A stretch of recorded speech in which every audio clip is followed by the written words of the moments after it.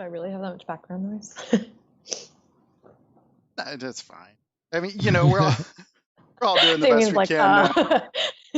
Damien just wants to be We've transitioned from being spoiled with Channel 9 and beautiful microphones and audio engineers and stuff, and now we're all doing this from home. And well, it's almost back to where we started. Yeah, you're right. Just some random room with some random hardware I found somewhere. And it is funny how it's gotten so like full circle. Yeah. At least we know a bit more now. You got a window open there, Bree? Is that what you were saying? I don't. I just live right by the Paramount Theater. So even though there's not a lot of traffic, there's still like a lot of and across the street is construction. And like, I live right downtown. So, and I don't have obviously don't have a good setup. I'm literally, this is what I've got. Yeah, I was supposed to get a good mic. And then I'm guessing it's not essential. So the mail has definitely slowed down. So now it's not coming till like 2 weeks from now. Yes. Yeah, the first 4 weeks of setting up the home office was actually a real throwback to what it was like when we couldn't get things shipped the next day. I'm like, what do you mean it's going to take a week to get this cable? I can't. What am I paying for? I've got like 2 pieces of the 3ID to add this thing, and I'm like, these are useless. They're just sitting here doing nothing until.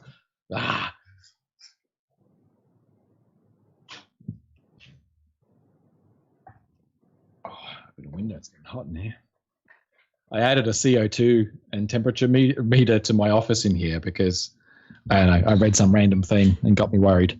But now I can watch my CO2 levels like go up in the room until they go over that threshold where it starts to affect your cognition and stuff. And then I'm like, oh, better open the door. Open a window. So usually 2 times a day I have to open the door for 3 or 4 minutes to let all the CO2 out, and then I close the door again.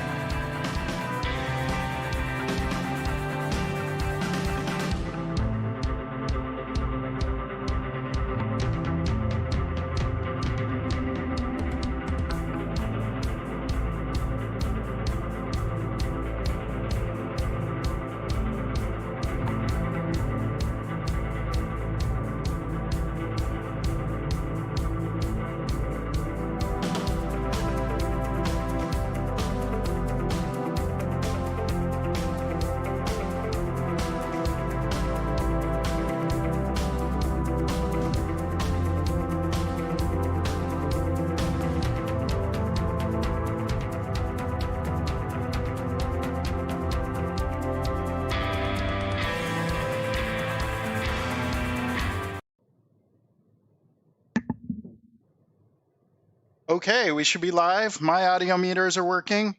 If you can tell us on the stream if you hear us, Can one of you folks talk too? I can hear you, John. Hooray. Yep, same. Everybody can Same. hear. Oh, okay, we can hear somebody on the Twitch stream or YouTube. All good. Boom, we're live. Hooray. Well, welcome back as always, Damien. And then welcome to Bree and Luis, who are going to be talking about Blazor and ML.NET. So excited.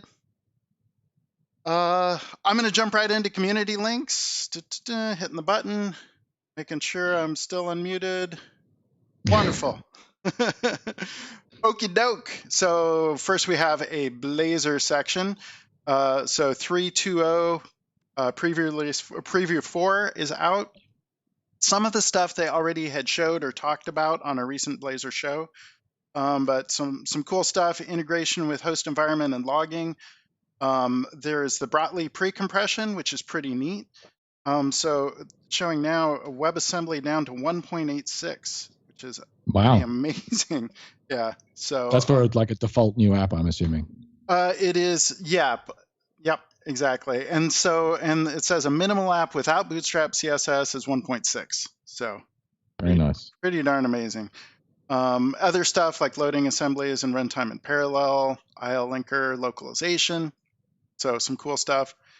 A few debugging limitations, and one thing in here about improving Blazor docs. I'm actually going to call that out separately. I have a separate link for that at the end. Cool. So good stuff. Two cool things from Michael Washington. So one is pointing out this thing about the repeater syntax, and what does he call it here? They have a funny name for it. A Whiffy pig? I don't even know, but whatever. It sounds like very Harry Potter-esque. There you go. So it's the @ and then the @ and then braces. So yeah, so doing this to allow creating template syntax. So this is putting a bunch of templated HTML inside a render fragment. That works? Does work. So then that is crazy. Yeah, as a result of that, they're doing a repeater control. And then here he's writing out a bunch. And so there was a Twitter conversation about this, and that's writing out a bunch of this stuff with actually not a whole lot of code. So, and as always, he goes through in some pretty good detail and has cool diagrams and stuff, but pretty neat stuff. So talking about using that syntax, I had no idea. When he says 99% of C# devs don't know this syntax, I think that's an understatement. I think. Yeah, and Razor itself has always had a couple of very sort of esoteric, not very well-known features for doing templating style stuff. And it changed a little bit in core. We had to remove some things when it went async. And then Blazor has its own flavor of Razor, which has added its own stuff. Because render fragment is a Blazor specific thing. It's not in like Razor pages, for example. So I had not actually seen this one before. I'm going to try this out myself. Yeah, according to this here, it says first the @ tells Razor parser to treat it as Razor markup, and then the @ braces is the start of a block. That's right. I don't know. This is magic. Yeah, cool. Okay. Another from Michael Washington. This is a whole book, Blazor Succinctly. Here I'm actually showing that there's an online view of it and a PDF download. So, lots of good stuff.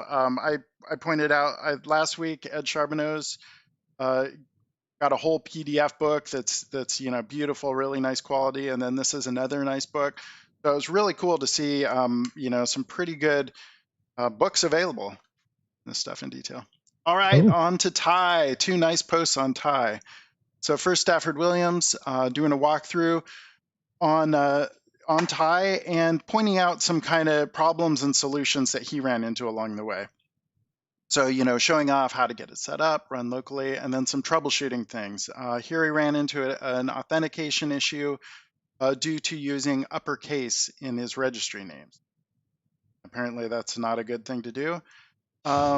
Then also, there were some issues that he ran into and just logged issues on these. And I think from looking at these, some of these were already had fixes available. And then there, workarounds for some things like secrets not accessible. Well, you can also just set an environment variable.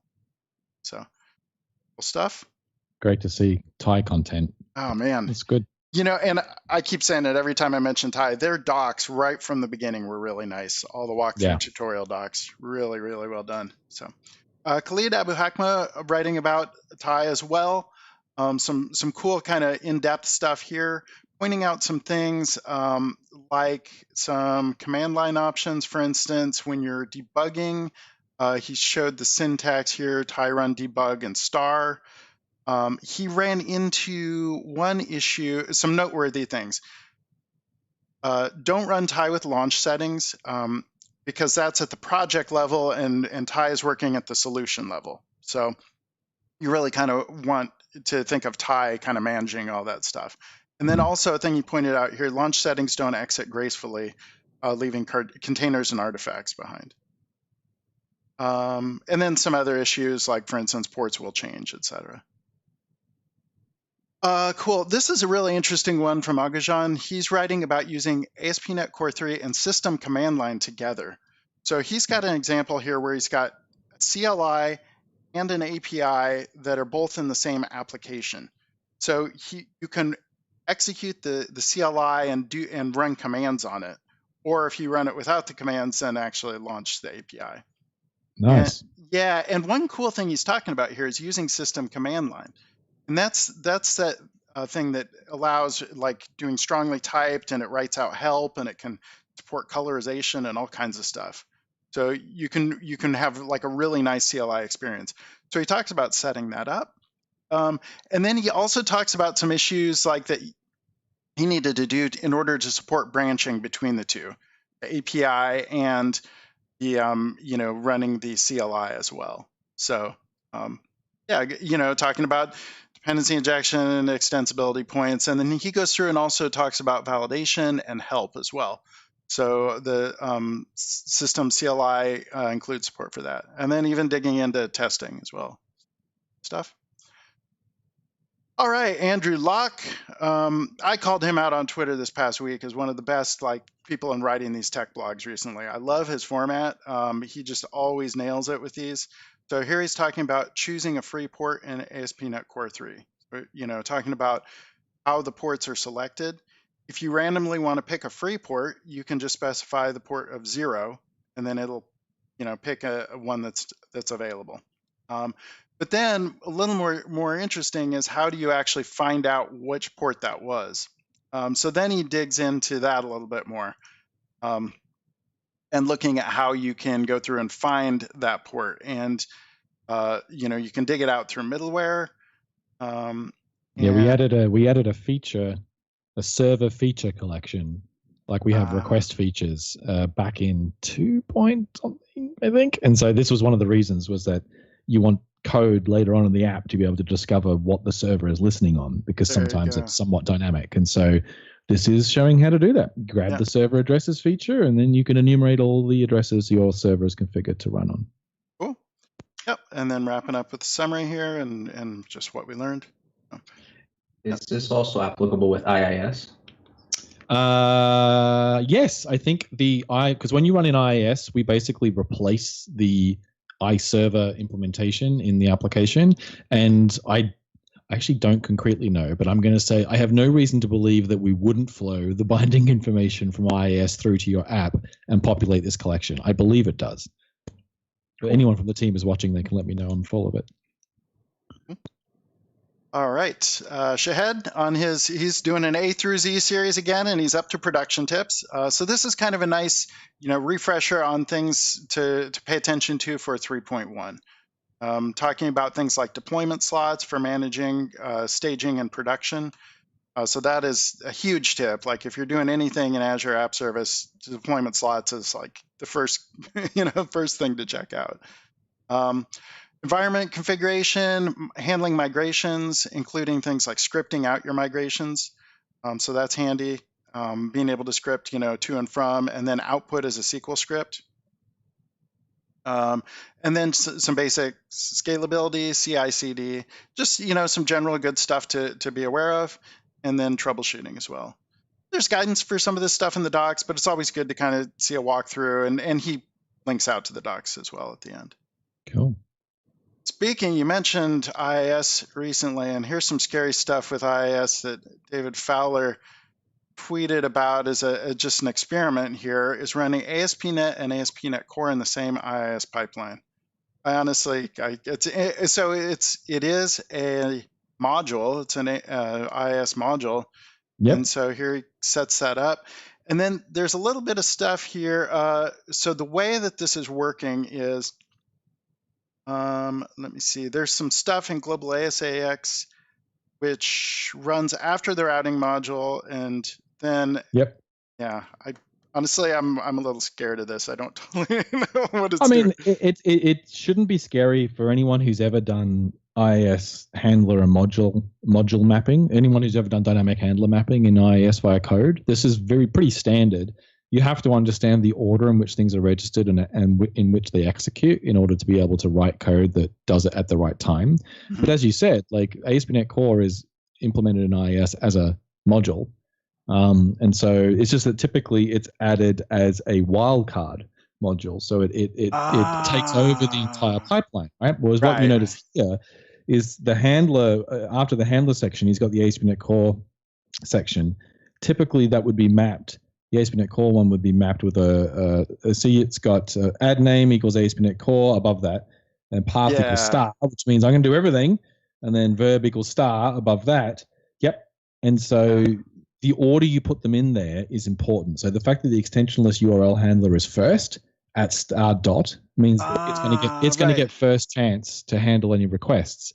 Yeah. Now, typically that means if it doesn't, though, it'll be terminal, and then you'll just get a 404. By adding the code, as I understand it, you can then basically say, okay, well, that didn't do anything. Let me add some code to forward this request, remap the handler over to the ASP.NET Core one, and then give it a shot. Okay. Gotcha. And you can add code in there to make it hard coded based on whatever route you want, for example. So some useful examples of doing this might be, hey, you've got an API and you've got versions for your API in the URL. Wouldn't it be great if V1 of your API just all went to MVC or Web API, and then you could just have a small piece of code that said, if it's V2 or above, remap it to ASP.NET Core. And that's exactly what this type of thing will enable to you to do, all in the same IIS site. You don't have to worry about a separate site that's doing all reverse proxying or anything like that. Nice. Cool. And then there are some limitations he points out in here that it's, will probably work, although maybe not officially supported. And then some issues, diagnostics and communications can work if you use COM or other interop. That's interesting. Oh, if you want to communicate between the runtimes. Yeah. Because you've now got two runtimes potentially running in the same app pool or all that type of stuff. So. Right. Yep. Cool. All right, two more here. Rico, who also work with it's Swagger. Nswag. Nswag, that's it. Yeah, Nswag. There it is, right in front of me. So he set up a similar sort of system for SignalR Core. So this is pretty cool. Being able to here's a generated spec, and it was generated off of the SignalR hub. So pretty neat. And then also generating TypeScript code.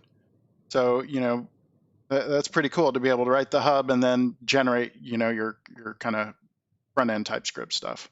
Yeah, I mean, that was always Signal's thing right from the beginning, was we would generate the JavaScript client for you. And then there were always sort of these extra projects that people would use to take the same metadata and hard code and generate a client for you in .NET or in TypeScript or whatever. But I believe what Rico's doing here is just using the existing, here, so in JSON schema, he's using the existing schema that he uses in Nswag, and he's using that as the conduit for saying, hey, let me take the Signal or hub metadata, and then I'll generate you some code using all the same infrastructure that we use in Nswag. Cool. All right, and then the last one here is Dan Roth's. They're asking for, help or for ideas from the community on Blazor doc improvements.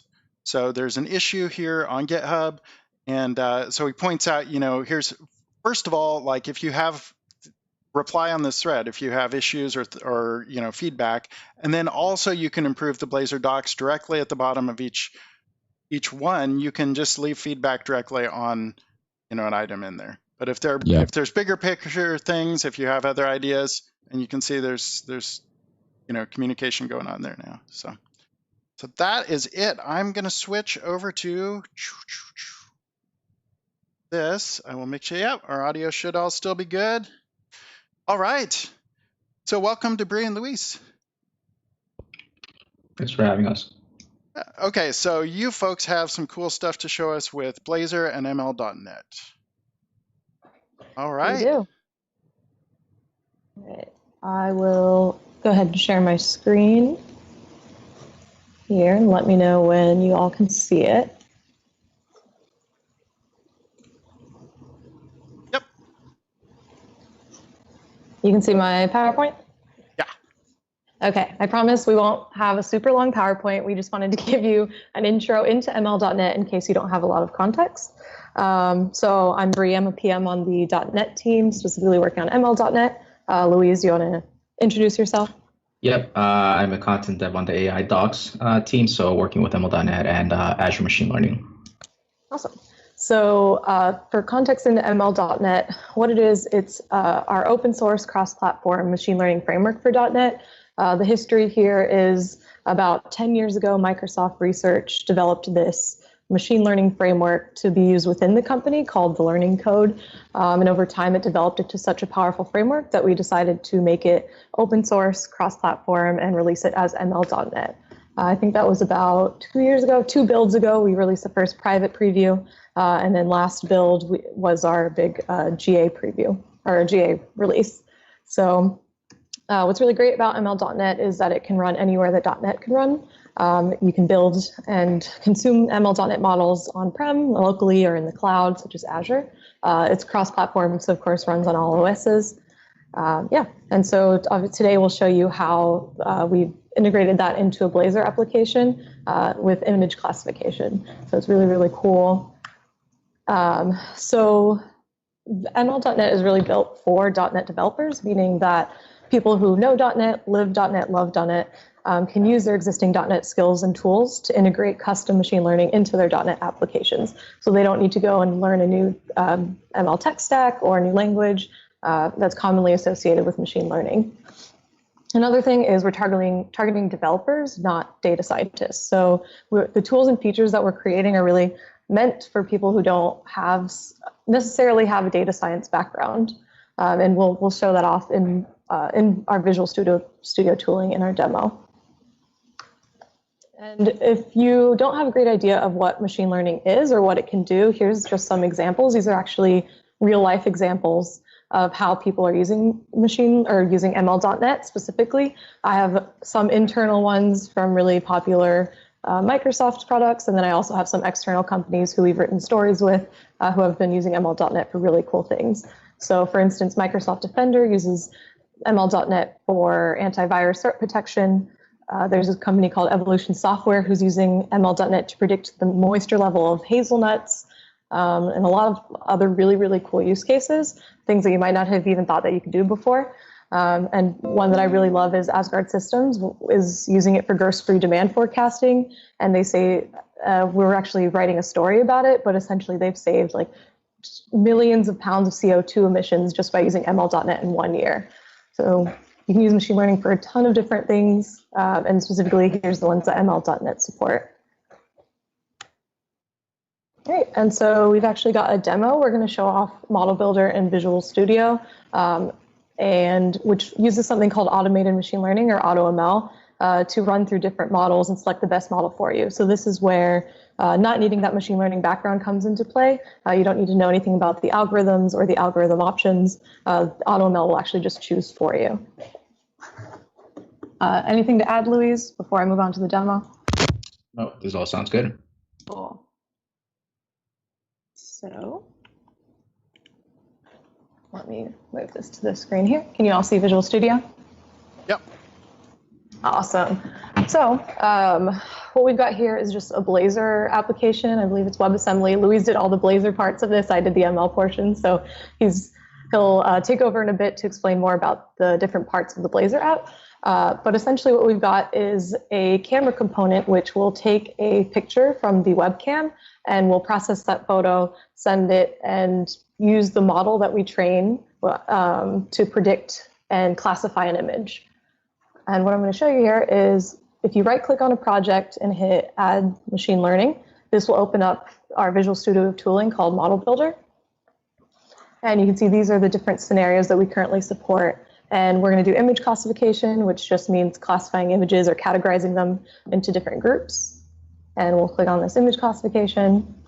And you can see you can train locally or in Azure. For this case, I have thousands of images, so I want to scale that out to Azure. And when I hit that and set up the workspace, this is actually integrating with Azure Machine Learning. And once this dialog loads up, you can see you can actually choose your subscription and your workspace and all the other necessary things you need in order to run an Azure ML right in Visual Studio. So even if you wanted to create a new workspace, you can do that within VS and don't have to leave. And so I'll just go ahead and select these. And then once you do this and hit create, it's actually creating that in the Azure ML portal for you. And we'll let it go through.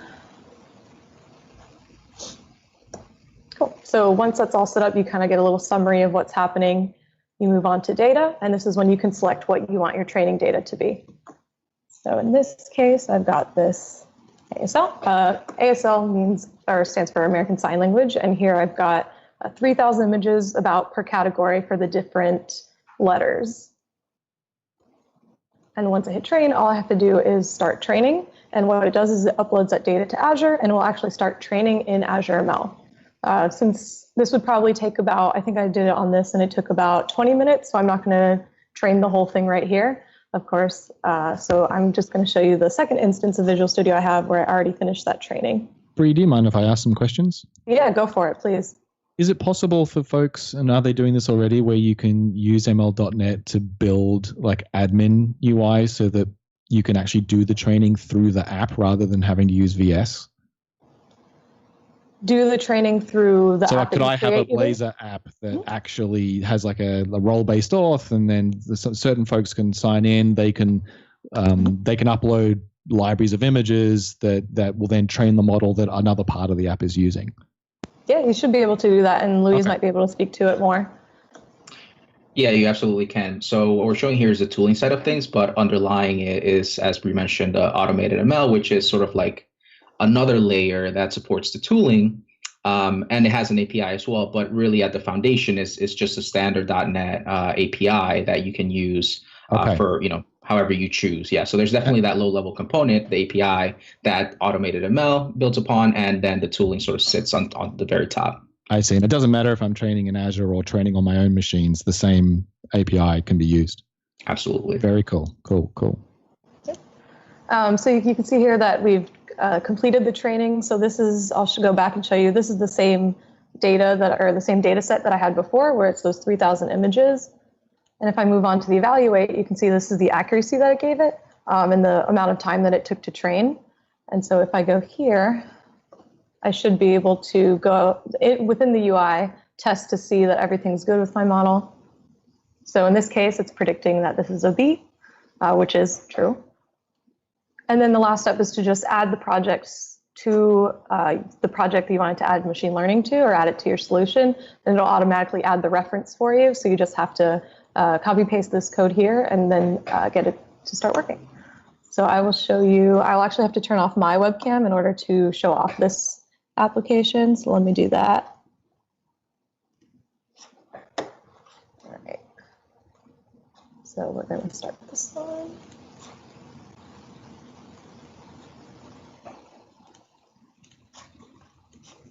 Okay, so here we've got our Blazor application. We'll go into, make sure this is all working, go into camera capture, that's our camera component. And then when I hit start camera here, that's what triggers the webcam to start. So you all should be able to see me now. Yep. So then what I can do, and I'll try using my right hand here, is once I hit capture, so for the first time, it takes a while because what it's doing is it's loading the model to be used. Once it's loaded, then all the next images will take a lot less time. So you can see it's predicted A.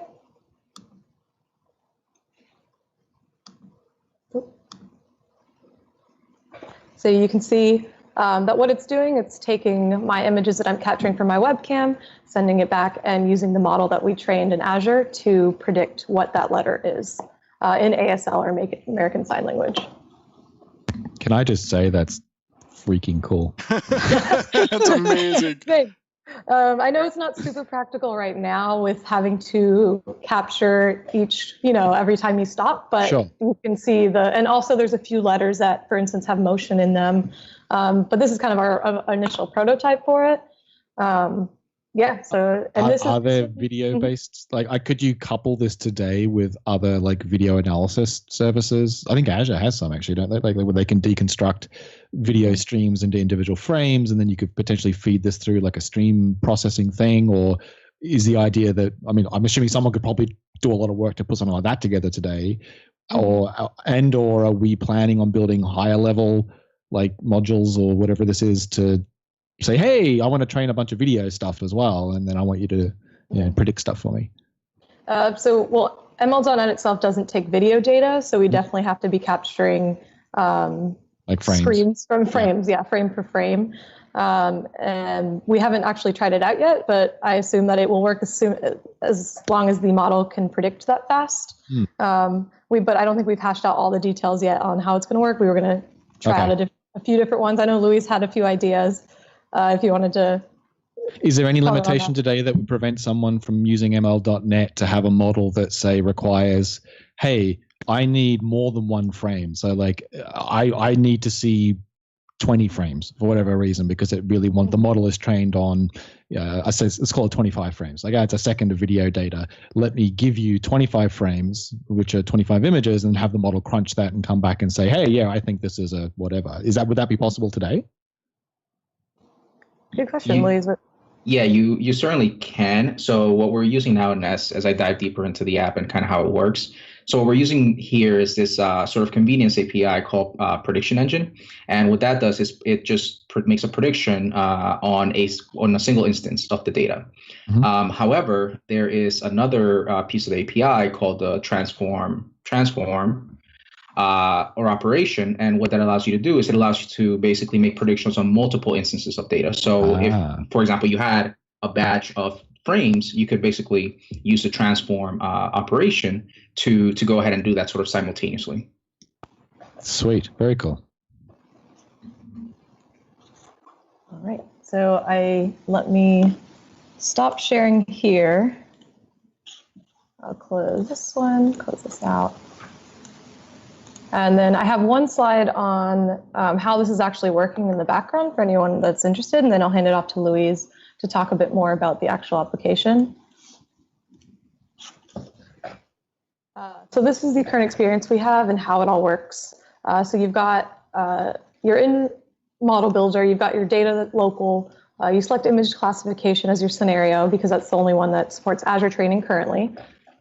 You choose Azure as your training environment, and then you set up those Azure machine learning experiment settings like I showed you in the dialog. So what you do is choose an existing Azure subscription, choose an existing workspace or create a new workspace, choose an existing compute or create a new one, and then choose an existing experiment. Then what you would do is you'd select your data from file or SQL Server in Model Builder, and once you hit start training, what will actually happen is it uploads data to Azure Blob. It creates a new Azure AutoML run in that selected experiment that you chose through Model Builder.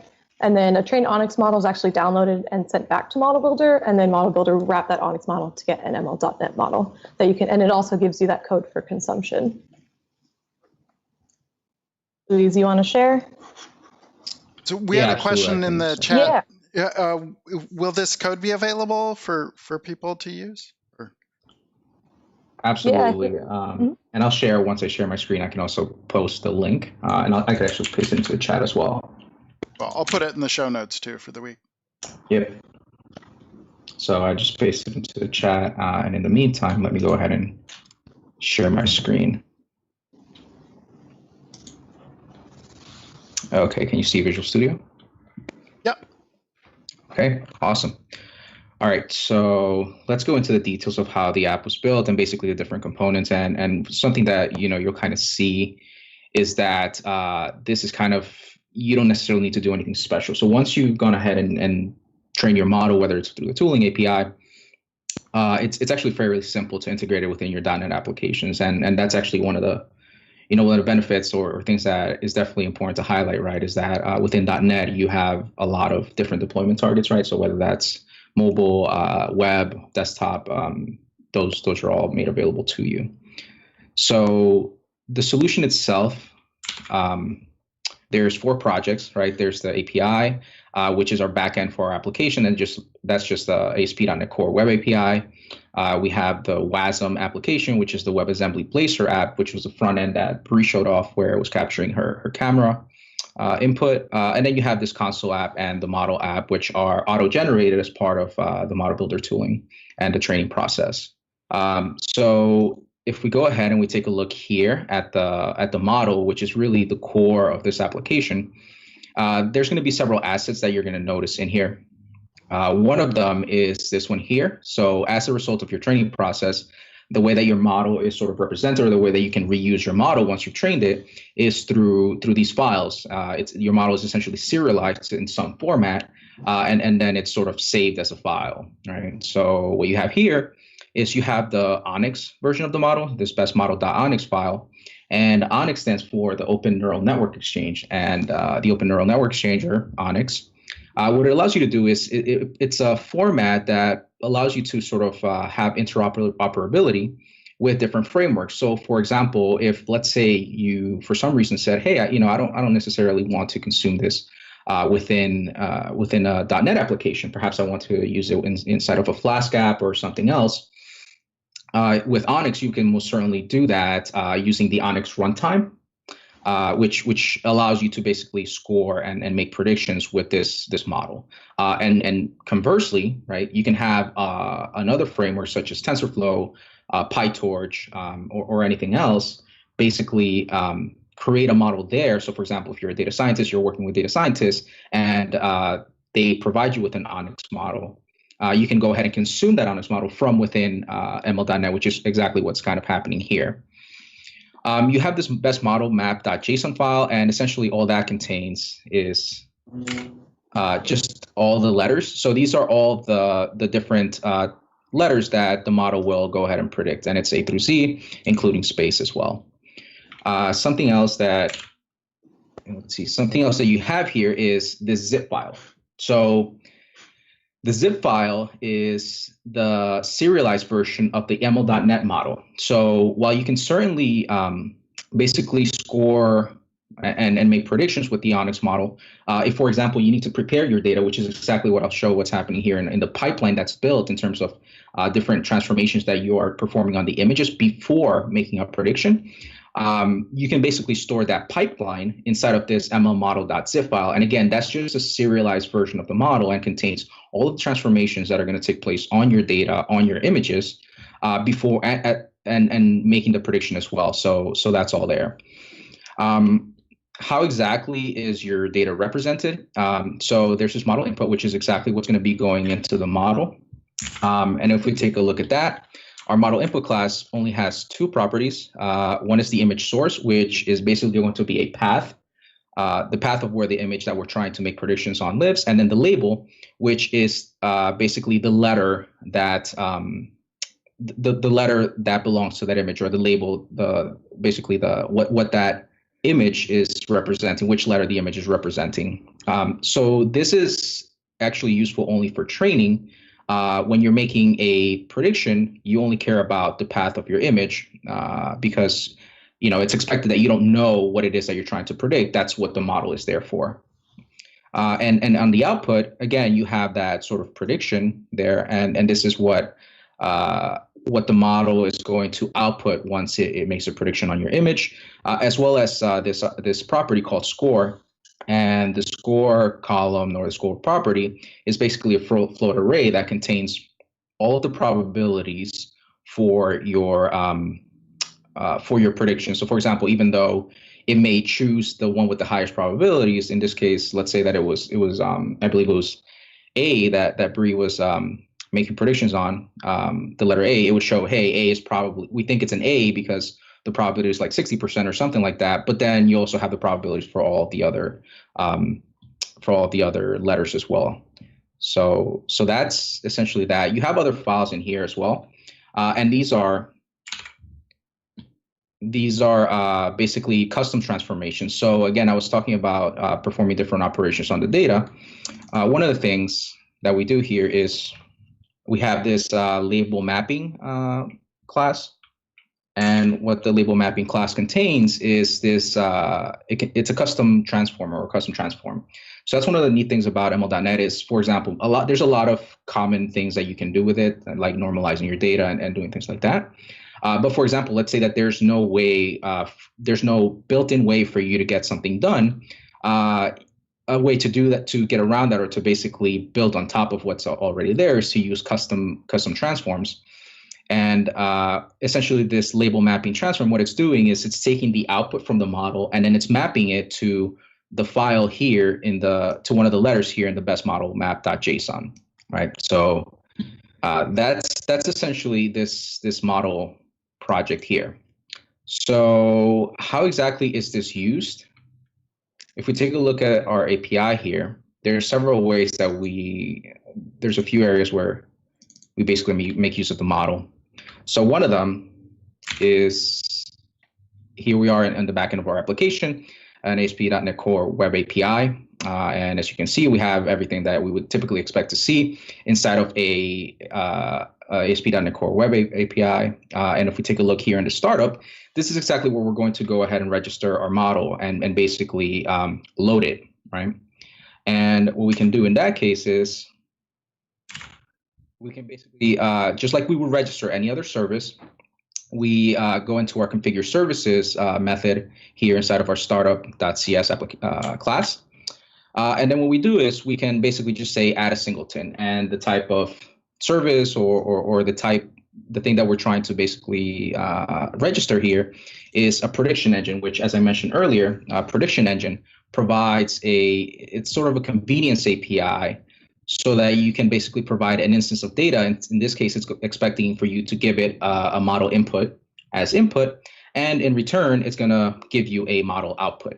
And the way that we go about sort of setting up the initialization logic for this particular service is with ML context. So ML context is the entry point of all ML.NET applications. And you can think of it very much like DB context. Right. So your app DB context, that's kind of similar. It's not exactly the same, but it's a way to think about it. And then in addition to that, because we have these custom transforms, what we're doing is we're registering the assemblies associated with them. So again, we have this normalized mapping custom transform, which is going to normalize our images. And we have this label mapping transform, which again, what it's going to do is it's going to take the output from the model and it's going to map it to one of the letters that we expect as output.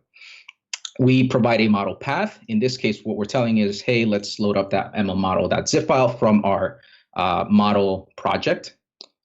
And once you load it, right, so go ahead and load it. And once you load it, create a prediction engine. And then once you've created my prediction engine, just go ahead and return that to me using dependency injection, wherever it is that I'm going to be needing this particular service. All right. So once we've registered it inside of our startup class, what we have now is a controller, right? And again, there's nothing particularly special about this controller. We basically, inside of the constructor for this controller, we inject the prediction engine, all right? And that's going to be initialized for us. Once we inject it, then we have this action here called classify image, which accepts HTTP post requests from the front end or from whichever client it is that you're trying to interact with this particular API is. And what you do here is you basically take what you're going to expect to get is a base64 representation of the image. Once you get the base64 representation of the image, you're going to basically save it somewhere on disk. Again, because remember that the model input, you need to provide the path of the file that you're trying to essentially make predictions for. And then what you're doing is you're using the predict method of the prediction engine, passing in a model input containing the path of the image that you just provided. And then you're just returning that prediction back to the user, to the front end, right? So that's that. And that's it in terms of how you are basically loading your model and how you're using it to make predictions. You just, again, like you normally would in any type of ASP.NET application, you register your service. And then using dependency injection, you can basically load it inside of your controller or wherever it is that you're trying to consume this data. Again, using the prediction engine API, you can basically just call predict, give it the input that it's expecting, and that's really as complex as that gets. And then on the front end, again, we're not doing anything special. On the front end, once we have this sort of API set up, it's just a matter of consuming an API, right? And that's exactly what we're doing inside of our WASM application. If we go to pages, here we have only a single page, right? There's that camera page, the front end that Bree was showing. And we just have a few elements. Let me kind of go down to the code here to kind of show you what's going on. So again, when Bree clicked that sort of start camera button, what that did was it started capturing video from her webcam, and the way that it did that is using so the JS interop, again, because you with Blazor, one of the limitations is that you can't necessarily interact directly with some of the DOM elements and some of the DOM APIs. So we're using a little bit of JavaScript for that to perform those operations, right? And to kind of show you what the interop looks like, it's exactly this. So what will happen is it's going to call this initialized function, which, let me see. Let me try to open this to the side so you can kind of see it side by side. Let me go ahead and close these. Let me pin this. Okay. So what we're doing here is we're calling that initialized function, which is what's registered here. And what that's going to do is it's going to set up a stream, and it's going to basically assign that as the source for the video element. And the video element, again, is just sort of this, it's this element right here. And it's just going to start capturing the video. When you click basically another button, what that's going to do is it's going to go ahead and call the it's going to call this other function here, snap, right? So it's going to call the snap function. All that's going to do is basically it's going to take what it's capturing on the video, and it's going to take a snapshot and basically copy it to a canvas element inside of our DOM, and then get image data. What that's going to do is it's going to convert the data from the canvas into into basically it's going to get the data URL, part of that which contains the base64 representation of the image, and that's basically it in terms of what you need to do on the JS interop side. Again, that's only there so that you can interact with the DOM elements, and so that you can basically interact with the DOM APIs. So again, if you click a particular button here, what the snap method is going to be called. Again, you're invoking that snap function. You're telling it, hey, capture the stream from my video and store it inside of a canvas called captured image.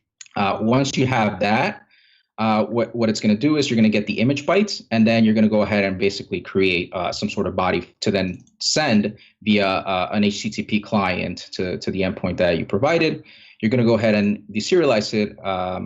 In this case, what I'm using this class here called prediction response to basically get back the response from the ASP.NET Core Web API. And then this piece here, all that's doing it is just manipulating the DOM so that you can basically see and basically see what's being output by the model. So that's essentially it. Again, nothing special was happening in the front end from the Blazor side. On the Blazor side, you're just doing what you normally would if you wanted to do some sort of image capture. The backend is really what's doing everything for you. And again, like as you saw, that it doesn't take a lot of steps to basically do that. As long as you can register a prediction engine, you're pretty much solid there. Lewis, we've had a question about why, or not why, but couldn't this also be done by just all staying in the browser? Like there's quite a few examples on the net of folks hosting ML.NET directly in Blazor WASM, and having the model just do its work there rather than having to post to a back end.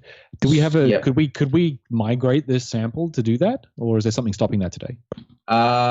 There might be, yes, there might be. And part of that has to do with WASM. So I actually wrote a post on trying to do something similar. I haven't tried it with image classification. Okay. But ideally, yes. Ideally, it would be really nice if you could do this in WASM directly. And the reason for that is, as you can imagine, number one, you sort of cut out sort of that backend, right? You don't have to basically set up a whole backend to do this.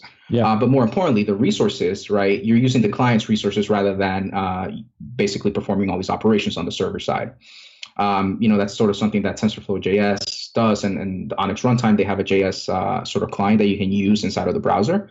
And again, with WASM, that sort of capability, it would be nice if that could be lit up, but there's a few things with WASM at the moment that don't necessarily, play as nicely. So there are some algorithms that you can basically, some algorithms that support basically you being able to do what you just mentioned, but not all of them. Yeah, there's definitely some issues. So, I would say just, if you try to do that, just use some caution because again, it won't work in all cases. Do we have it? We don't. I'm assuming that's not docked anywhere. Like because there are examples on the web of folks doing ML.NET in Blazor WASM, but you're saying it'll all depend on what algorithms your model uses. Correct. Yes. Okay. Yes. And there's no documentation in part of that because that WASM is still there's still a lot of things changing there. Right. It's so that piece of it, there's still a lot of stuff that's changing.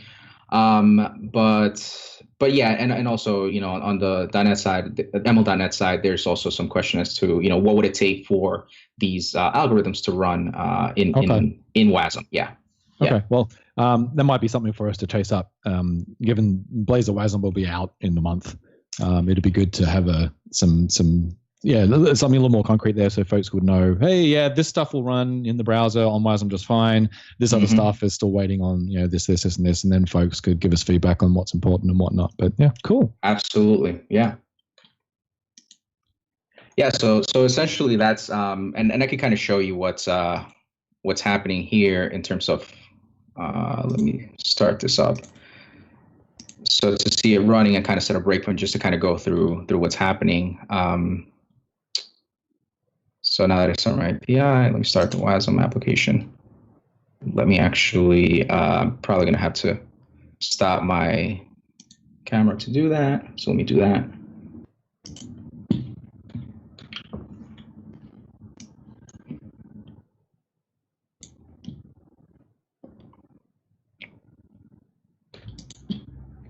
All right, camera capture, start camera. Let me just make sure that on the back end that I'm capturing what the input that's coming back from. Yeah, all right, cool. So now if I try to do something like start my camera, okay, and then capture, should hit the break. Oh, it's not running.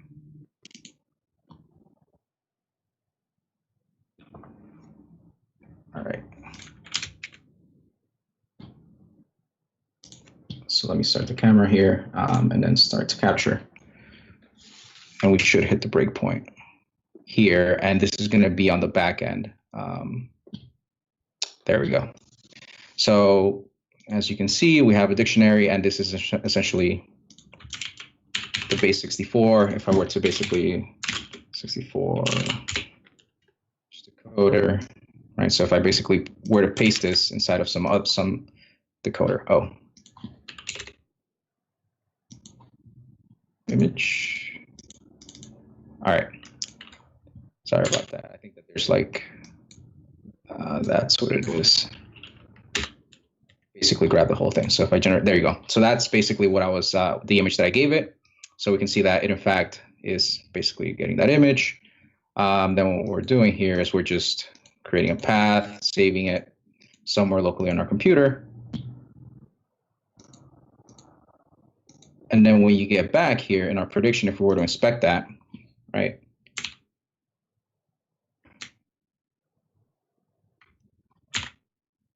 So here we have the prediction, and you'll see that it thinks that the image that I gave it is an H. But most importantly, there's that float, the score property containing the float array with all the probabilities. All these probabilities sum to 1.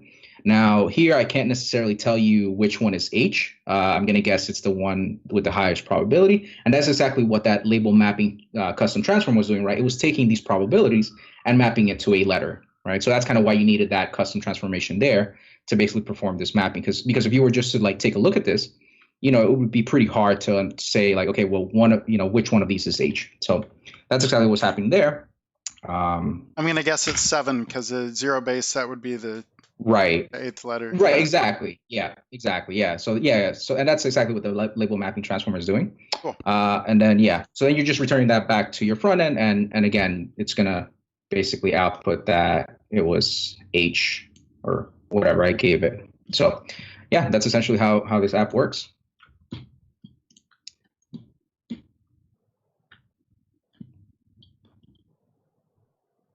Looking to see if there's other questions here.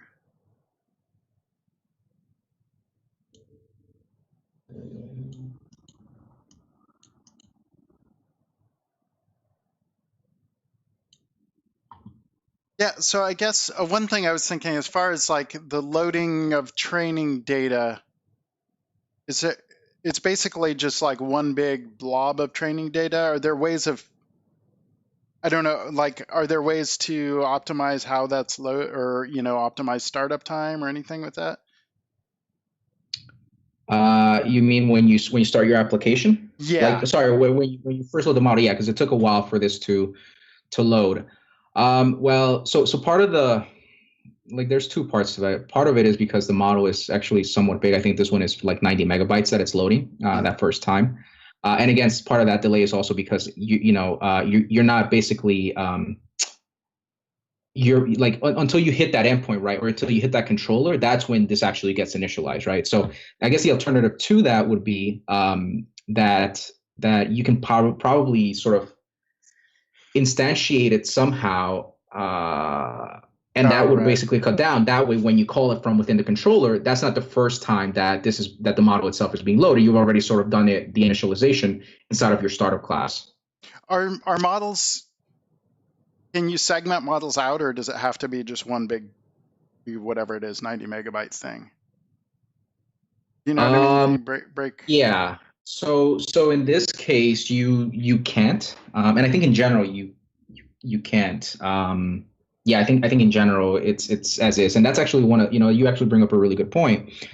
So in these applications, right, it's a web app. You are assuming that you have some server, you can probably scale, right? Mm-hmm. So size is not necessarily going to be that big of a concern, right?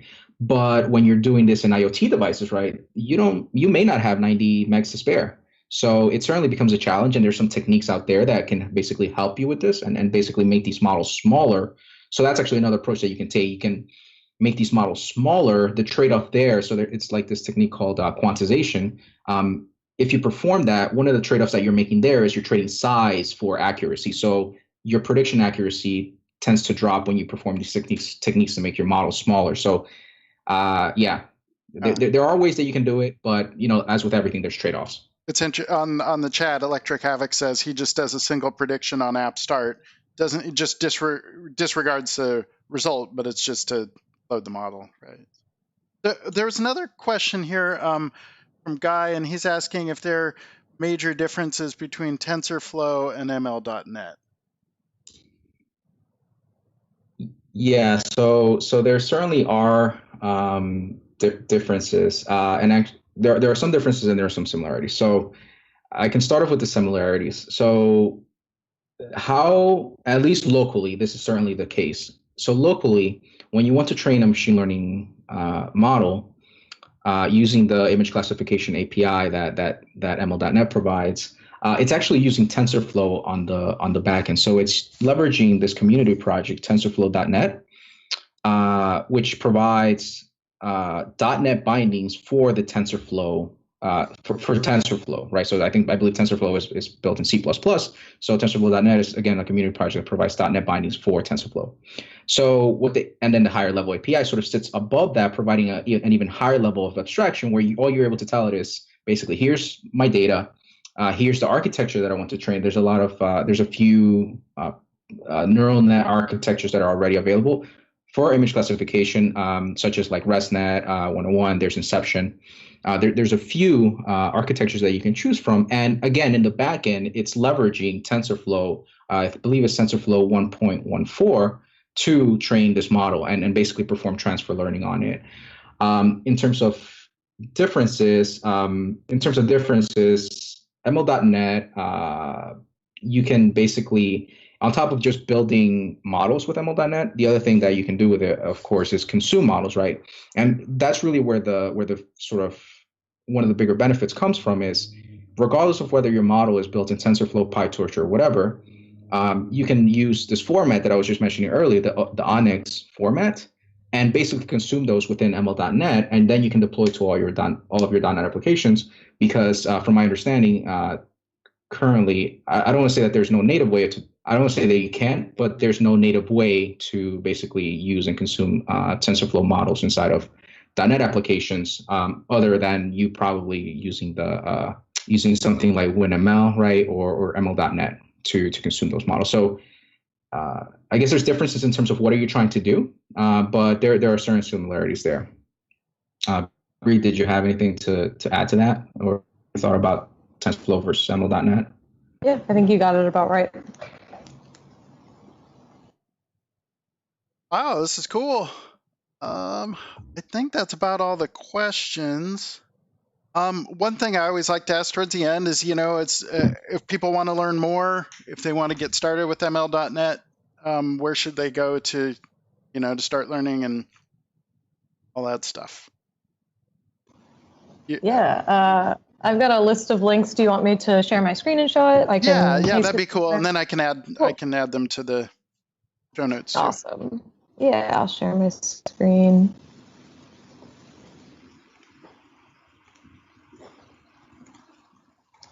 All right.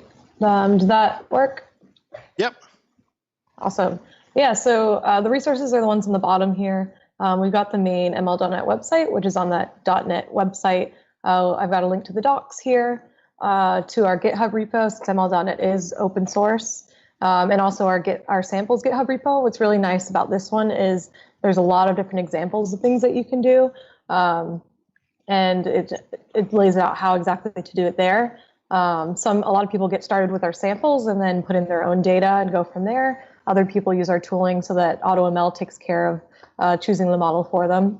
And then there's some events coming up as well for ML.NET. I think at least 4 people have sessions in the virtual Azure Global Conference, and then 2 really enthusiastic community members. Oh,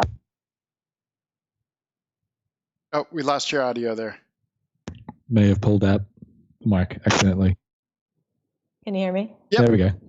Okay, what was the last thing you heard?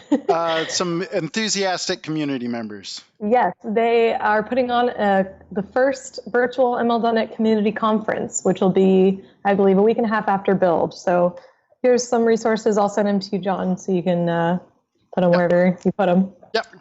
Yep. Awesome. Well, this is incredible. Thank you very much. I guess that's about it. Anything to say in wrapping up? Oh, thanks for having us, and yeah, definitely submit your talks if you're interested in this stuff. Submit your talks to the virtual conference. Where should folks go if they want to give feedback? Always taking feedback on our GitHub repos. Okay.